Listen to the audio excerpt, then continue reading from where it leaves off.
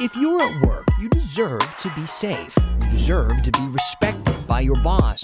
But some female athletes say that hasn't been their experience. And now they're fighting back. This is really about the exploitation of young female athletes and how, as a community, we're not going to tolerate that anymore. And if you've already had COVID, you've got natural immunity, right? But the science is saying you're going to want to get vaccinated anyway. Here's the story. Science. We like talking about science on the show. Hello. Hi, everybody. This is The Story. Welcome. I am Dan Haggerty. And I'm Maggie Vespa, here for night two. Very happy. This is fun doing it duo. It is fun. Yeah. A lot of caffeine on set. That's right.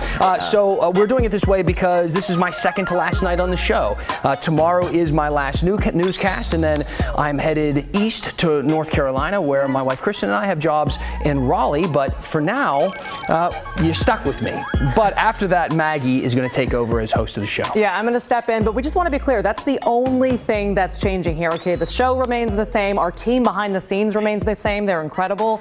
And our focus on all the ideas and questions you have, that absolutely more than anything is not going anywhere. So don't forget about that. Please keep reaching out, telling us what's on your mind, what you want to see covered in this community. Email us at thestory@kgw.com. We've been getting a lot of viewer feedback already about these stories. We're going to start the show tonight, to that point, talking about sports. And if you watch this show a lot, you know we don't do sports segments often, because if you want to see college football highlights or like the Blazers scores or something, we have excellent sportscasts for that. You know that. Once in a while, though, we do sports. And tonight, when we're talking about sports, keep in mind we'll do it a little differently, because we're actually going to be talking about women at work.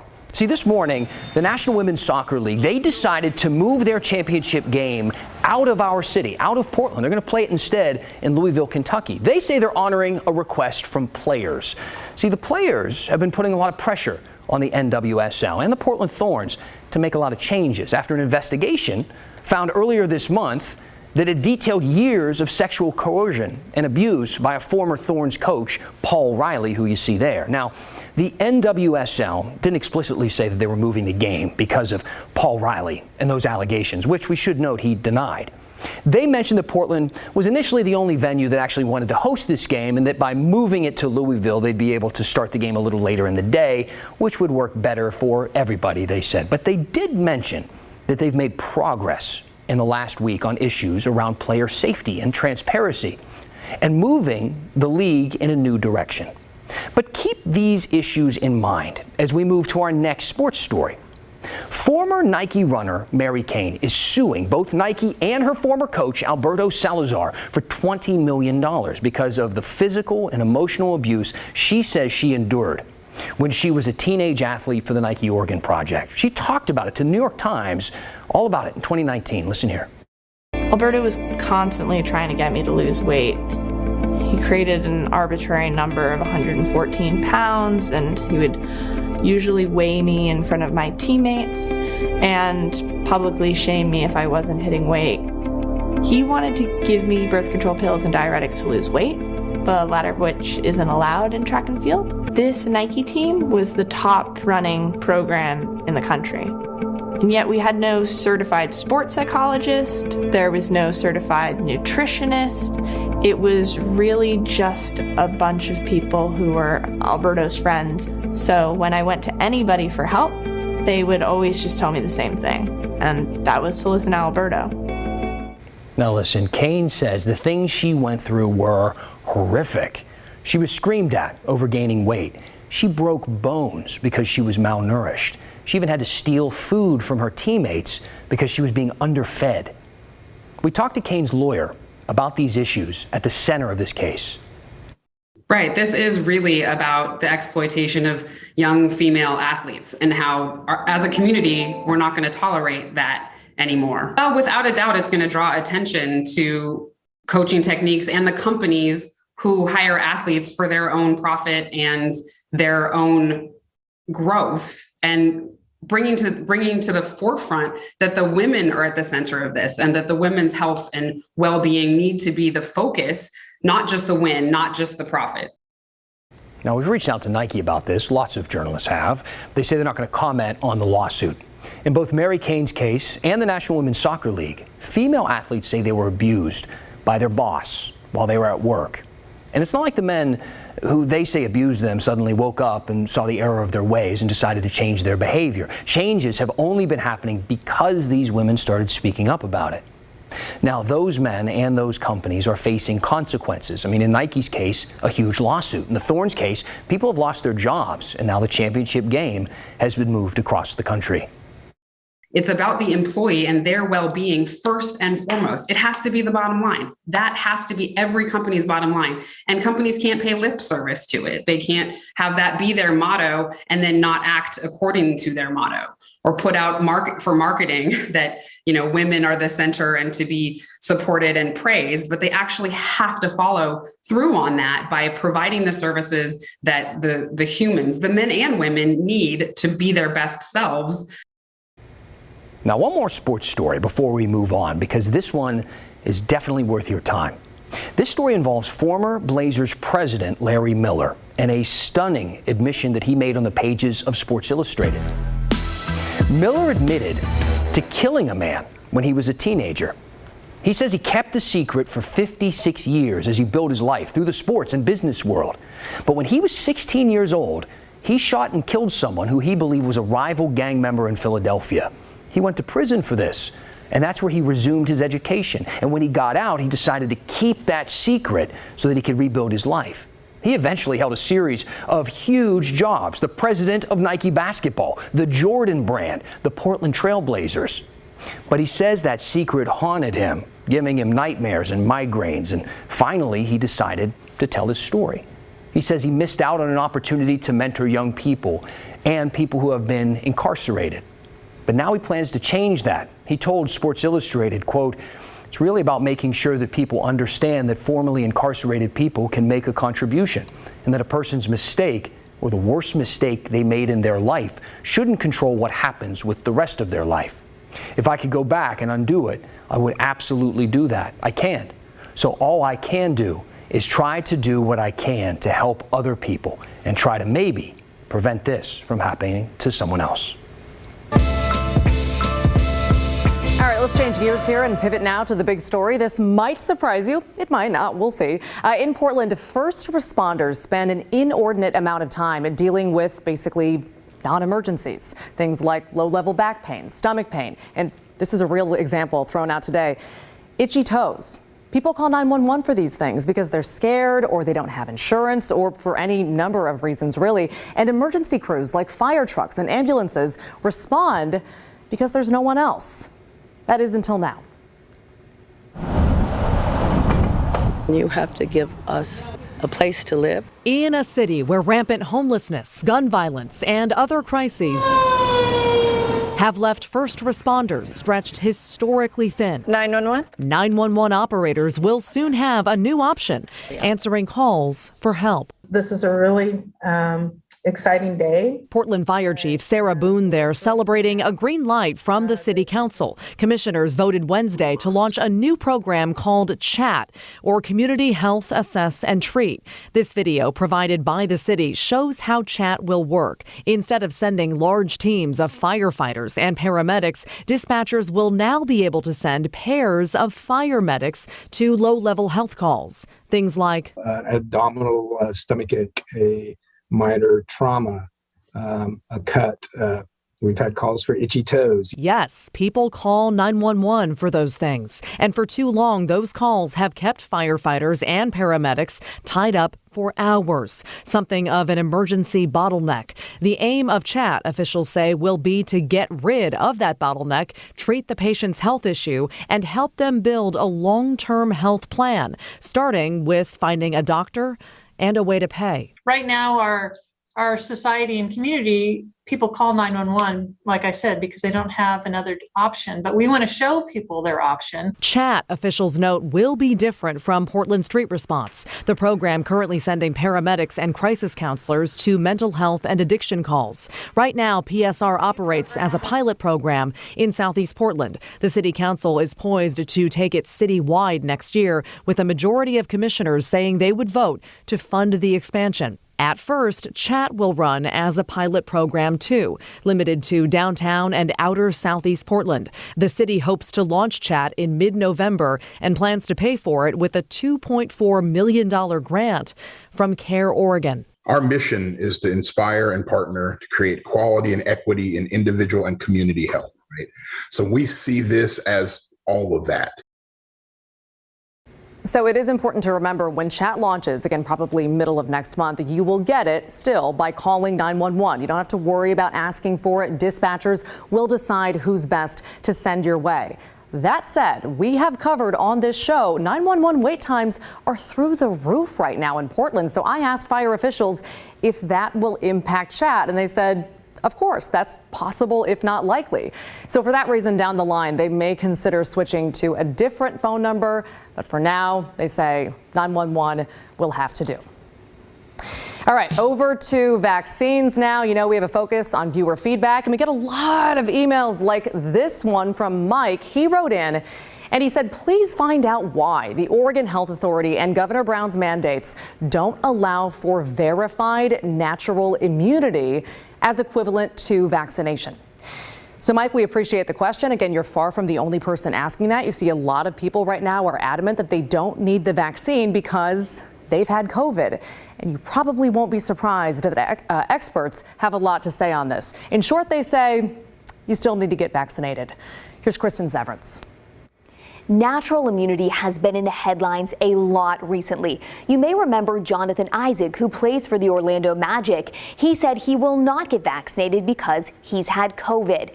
We've also heard about natural immunity a lot from politicians like Florida Governor Ron DeSantis. He's claimed that natural immunity is better than the vaccine. It's also been used in court as law enforcement officials in California try to fight vaccine mandates. But we talked to several experts who are pretty clear about this. They say natural immunity really varies by person, and it's most useful when paired with the vaccine. Natural immunity is your immune system's response to an infection. According to Dr. William Messer at Oregon Health and Sciences University, your immune system remembers the pathogens. So through that memory, our immune system protects us from getting sick, or is trying to protect us from getting sick again with something that has made us sick once already. But is the protection you get from natural immunity the same or better than the COVID vaccine? Like most things COVID-related, the answer is complicated. But several studies show while natural immunity does definitely offer protection against COVID, immunity varies greatly from person to person. And what we and lots of other scientists have found is that there is a close correlation between how sick you got when you got COVID-19 and what kind of immunity you get. And basically, to get immunity equivalent to what we see with people who are just vaccinated, you needed to be hospitalized and you needed to be really sick. Dr. Thomas Jean, the Oregon Health Authority's deputy state health officer, said it's not clear exactly how long that protection lasts. But even for people who have tested positive, again, we don't know exactly how long that immunity lasts. And it really makes determining who is immune enough and for how long they are very difficult. And so that data is just a lot clearer for vaccines. While natural immunity cannot be used as a way out of the state's vaccine mandate, it is taken into account when it comes to some OHA policies. For example, according to OHA's COVID guidance for schools, if a student has had COVID in the last 90 days, they don't have to quarantine if they're deemed a close contact of someone else who tests positive. And we know that COVID-19 does provide some natural protection, and the current evidence indicates that reinfection is very uncommon in the 90 days after that initial infection. What is clear, according to researchers at OHSU, the people most protected from COVID are those with natural immunity who also get vaccinated. So someone who's been previously infected and gets vaccinated has essentially all of the benefits of stimulating their immune system to respond and expand again with the vaccine without the risks of actually having been infected a second time. I'm Kristen Severance, KGW News. All right, let's count some vaccines. We like to do that each and every night. So right now, as of this afternoon, more than 2.8 million Oregonians have gotten at least their first dose of a vaccine. We're at about 67.4% of the state's entire population with at least one shot. In Washington, more than 5.1 million people have gotten at least their first dose, which works out to be 68.2% of Washington's population. The map mayhem in Salem, in Salem, isn't going to die down anytime soon. A lawsuit has now been filed over Oregon's new redistricting map. When you have single-party control like this, it really highlights how legislators should not be drawing these lines. When the story continues.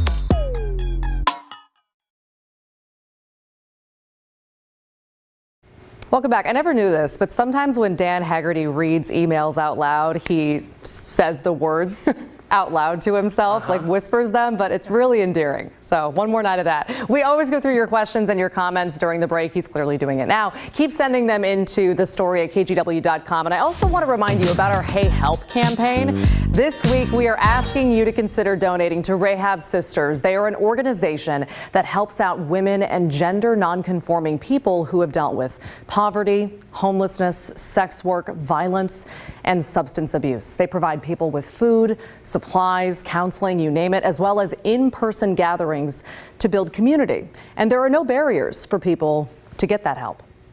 When we talk about radical hospitality, we're talking about inviting people into our space without asking them to sign on to anything, without asking them to sign on to a set of beliefs, or without asking them to give us their security number or their ID.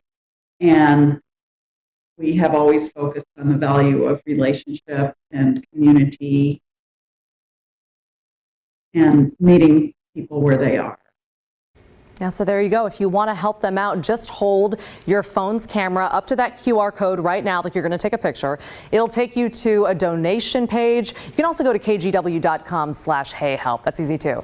This, by the way, is a micro donation drive, so feel free to give any amount, no matter how small. And they also take donations of things like sleeping bags and coats at their location on Southeast 82nd. And by the way, they also have an Amazon wish list you can help fulfill. Lots of ways to help. All right, now to a topic that's equally as important as it is boring. Congressional redistricting. Don't reach for your phone. I saw you. Instagram can wait, unless you're grabbing your phone to maybe comment on redistricting. In that case, you can go ahead and email us at the story at kgw.com. Now look, I'm going to explain this as simply as possible. Here's what happened. Democrats and Republicans, they agreed to work on the congressional maps together, meaning the maps that determine who represent you in Congress. But surprisingly, they couldn't decide on a map together. So the Democrats made a bit of a power play, and they pulled out of the deal and strong-armed their map to the finish line. So now the Republicans are suing, calling it gerrymandering, and hoping that state judges will agree to redraw those maps. You follow so far? Here's what House Republican Christine Drazen told me about it. As it relates to the congressional lawsuit, it's not that these lines are something that Republicans should necessarily be more concerned about than anybody else. People who care about having fair elections should be the ones that are concerned about this. And it's not that there's one line. It's that the sum total of the districts create an outcome that is already predetermined. Okay. All right. So what does that mean? That's kind of political talk there. What does it mean? Well, what it means is Republicans think that the Democrats are stacking the deck, which they are. Let me put it to you this way. When people in Oregon vote, about 60% of people vote Democrat or with Democrats, and 40% of people vote Republican or with Republicans. So theoretically, in a perfect world, the districts should be split 4-2. 4 districts for Democrats, 2 districts for Republicans. But when experts look at the map passed by the Democrats have an advantage in 5 districts, not 4, and the Republicans only have an advantage in 1. Now, I talked to Professor Jim Moore about all of this. He teaches at Pacific University and knows a lot more about this stuff than I do. He thinks Republicans actually have a good point, just a bad case. Is there something in this drawing of the map that should raise some eyebrows? Yeah, there definitely is. But we talked about this a couple of weeks ago. They didn't give a good alternative. They didn't give a good alternative. Who is the they? The Republicans. The Republicans, they drew a map, a counter map. And the ones that they drew didn't quite do the job either. Let me explain. This map is the one that the Democrats put out, which according to 538, again, favors the Democrats. And this is the map that Republicans countered with. It's more 50-50, which actually favors Republicans because the state isn't 50-50, as I just said. It's more 60-40. Here's how Professor Moore first explained it to us. The Republican map for the Congress and for the legislature is designed so that the Republicans who have relatively fewer people, when you look at Democrats and Republicans, it's a 3-to-2 relationship, 3 Democrats for every 2 Republicans. It makes it so that the Republicans end up with half of the congressional districts, and they would probably move towards about half of the seats in the legislature, in the Senate and the House. So they would be overrepresented if the Republican maps were approved. Okay, yeah, my head's spinning too. And according to him, he doesn't think this lawsuit has much of a chance. So you might be thinking what I'm thinking. If both maps are partisan, how does that help us? How does that help all the rest of Oregon? The Democrat map is unfair. The Republican counter is unfair. And that doesn't seem fair for the rest of the state. You know, if I take myself out of the political world, out of the legal world, it does seem a little bit frustrating that at the end of the day, it doesn't seem like voters were given any realistically fair options and that it all is coming down to politics and legalese. Absolutely. And that's the problem with the redistricting system, not just in Oregon, but all across the country. How big a role should politics play? Should it play any role whatsoever? Since it's given to the states, it will. And how do you take that into account? Other states that have districting commissions have the same problem. Depending on how you put your redistricting commission together, there's a couple of states that they've basically fallen apart because they're too partisan. They're having the same face-off they're having here, but in a commission form. So it's a real tough nut to crack. Nuts that are tough to crack.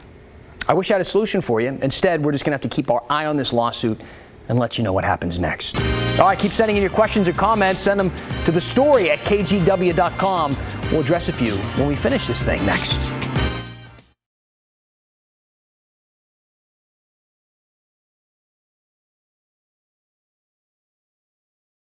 Let's do a couple of comments. This one from Veronica. She asked about redistricting, and that just tickles me, so I'm going to go ahead and I'm going to answer it.